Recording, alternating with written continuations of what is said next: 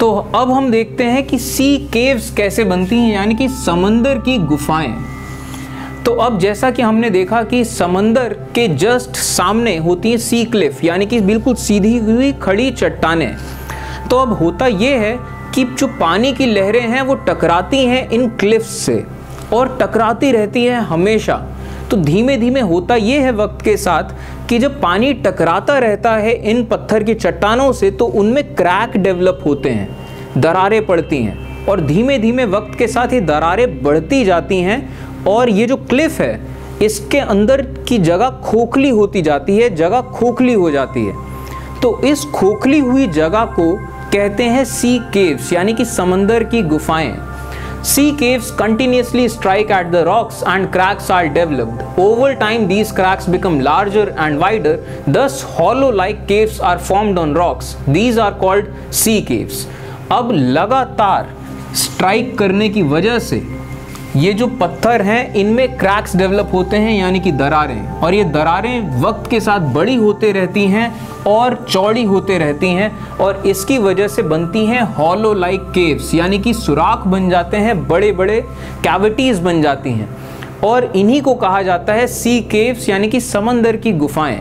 और दुनिया में तमाम तरह की सी केव्स आपको देखने को मिल सकती हैं, अलग अलग शेप की, अलग अलग स्ट्रक्चर की। अब ज़रा हम देखते हैं सी आर्चेस के बारे में। तो आर्च का मतलब होता है मेहराब। जो दरवाजे के किनारे का जो मेहराब होता है उसी तरीके से सी आर्चेस बनते हैं, यानी कि समंदर के मेहराब। अब ये कैसे बनते हैं? As these cavities become bigger and bigger, only the roof of caves remain, thus forming sea arches. अब होता ये है कि मान लीजिए कोई क्लिफ है, उस क्लिफ में अंदर कैविटीज़ बन गई, एक सुराख बन गया, बड़ा सा एक जगह बन गई।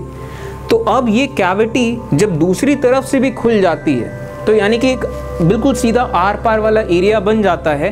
तो अब होता ये कि एक क्लिफ बची है और उसकी छत है और एक पिलर जैसा कुछ है, तो ये एक दरवाज़ा जैसा कुछ बन जाता है। तो इसी चीज़ को कहा जाता है सी आर्चेस, कि यानी कि जब ये कैविटीज़ जब बड़ी होते रहती हैं तो सिर्फ रूफ ऑफ केव्स रिमेन, यानी कि उन गुफाओं का सिर्फ ऊपर वाला हिस्सा बचता है और अंदर बिल्कुल वो आर पार हो जाता है एरिया, तो बस रूफ बचता है और वो पिलर बचता है। तो इसी से बनते हैं सी आर्चेस, यानी कि समुद्र की जो मेहराबें हैं। अब ज़रा देखते हैं कि स्टैक्स क्या होते हैं। तो अब ये जो सी आर्चेस होते हैं वक्त के साथ इनमें भी इरोजन चलता रहता है और एक ऐसा टाइम आता है कि ये जो इनकी छत होती है वो छत ही टूट के गिर जाती है, तो बचता है बस सिर्फ ये क्लिफ और ये एक पिलर। तो ये जो पिलर है जो बचता है इसको कहा जाता है स्टैक। तो further erosion break the roof and only the walls are left, these wall like features are called stacks. अब लगातार इरोजन होने की वजह से ये जो रूफ है, सी आर्चेस की जो रूफ है, ये रूफ टूट जाती है और सिर्फ वॉल लाइक फीचर, ये जो दीवार जैसा पिलर जैसा कुछ है, सिर्फ ये बचता है। तो इस वॉल लाइक फीचर को कहते हैं स्टैक।